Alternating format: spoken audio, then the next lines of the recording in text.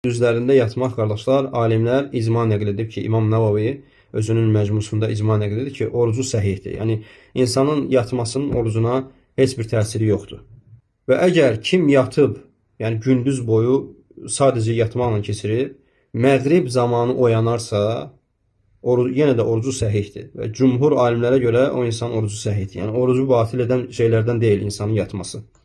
Və bu cümhur alimlərdən İmam Məlik, Şəfi və Əhməd bu görüşü deməli zikr ediblər. Sadəcə İbn Hüseyn Rahimehullahın yəni bir sözü var və yaxud da sələflərdən belə bir deyim var. Buyurur ki, orucunu yatmaqla keçirən əcrini yuxusunda görər.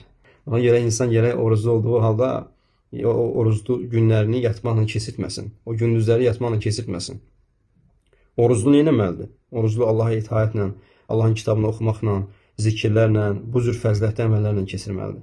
Lakin Allah müstəhan görürsən ki, bəzən yəni oruç tutan insan yatır ta ki məğrib namazına qədər. Sadəcə namazlarda qalxır, namazı qılır, dəzən yenə yatır. Yəni bu cür etmək olmaz. Çünki oruc yatmaq ayı deyil axı. Oruc ibadət ayıdır. Oruc tutmaqla bərabər o birisi ibadətləri də möhkəmləndirmək lazımdır.